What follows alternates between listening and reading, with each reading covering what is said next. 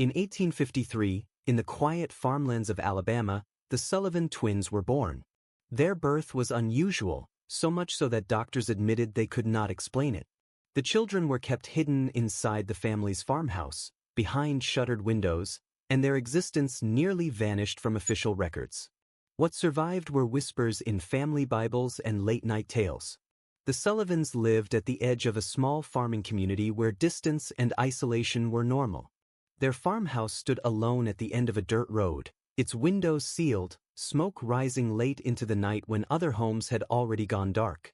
Neighbors respected the family in public, but in private they told strange stories, muffled cries carried by the wind, lights flickering upstairs long past midnight, and two voices speaking together in a way that unsettled everyone who heard it. Thomas Sullivan, the father, was known in church as a stern but respectable man. His wife Eleanor appeared rarely, always quiet and withdrawn. At first their privacy raised little concern, but after a difficult and mysterious birth, secrecy grew deeper. Children stayed away from the farmhouse, sometimes claiming to see small shapes behind the windows, and Thomas himself became harsh when anyone came too close. Suspicion turned into rumor after a traveling physician stopped at the Sullivan home. In his scattered notes, later discovered, he wrote of seeing or hearing things that defied medicine. He described voices upstairs that sounded like two children speaking at once, perfectly in sync. Before leaving, he asked Thomas if they had children. Thomas only answered, "The Lord has blessed us in His way," without giving names or details. The traveler carried the story with him, and soon gossip spread through nearby towns. Neighbors began to believe the family was hiding something. In Alabama at the time, superstition was stronger than science. A child born with unusual features could be seen as a curse, leading families to hide them. Doctors often avoided challenging these beliefs, leaving secrets unspoken. The Sullivans had once been respected, known for steady work and church attendance. But after the twins' birth, they turned inward. Eleanor rarely left home, Thomas grew short-tempered, and the family no longer welcomed visitors.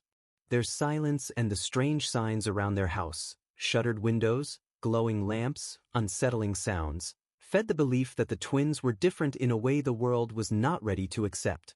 Over time, neighbors claimed to hear laughter, cries, or strange murmurs drifting from the farm.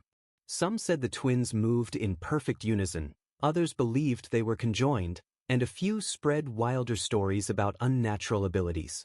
With no records and no clear answers, rumors grew into legend, and the twins became less like children in memory and more like haunting figures that the community never forgot. Some people saw Thomas's anger as proof of guilt. Others believed it was the collapse of a man torn between pride, shame, and faith. Over time, he became both feared and pitied. His silence no longer felt like dignity, it was the silence of a man cornered by circumstances he could not explain. Where faith should have brought him comfort, it gave him only doubts. Where confession might have eased his burden, secrecy made it heavier. By the third year after the twins' birth, the Sullivan home was no longer just unusual, it was the main subject of endless gossip. In towns where daily life rarely changed, rumors spread fast.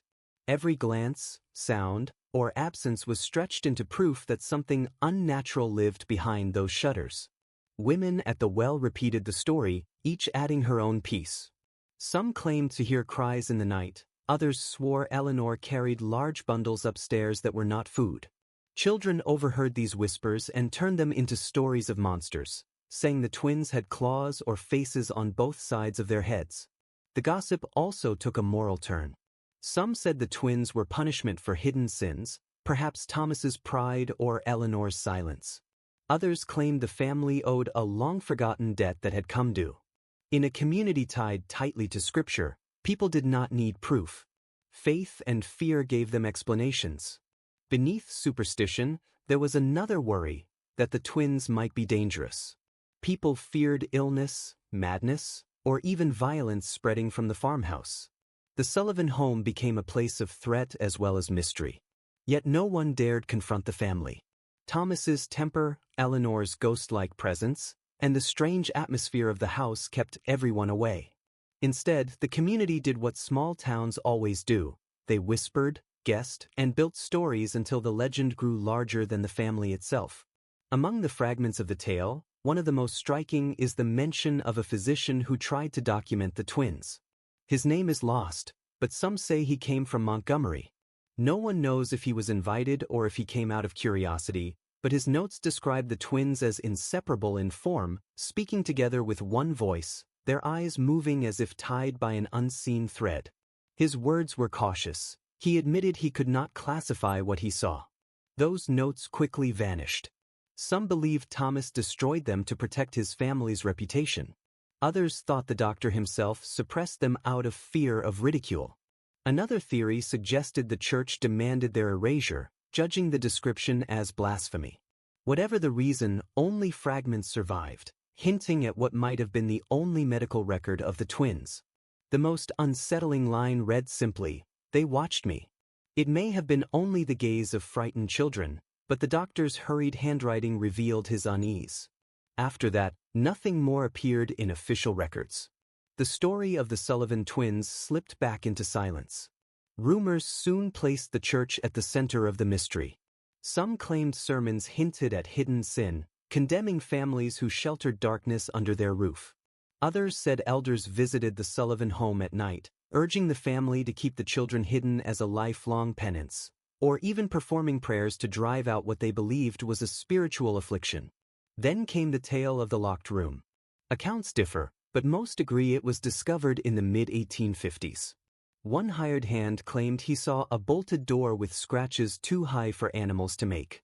Behind it, he heard children's voices rising and falling in unison like a chant.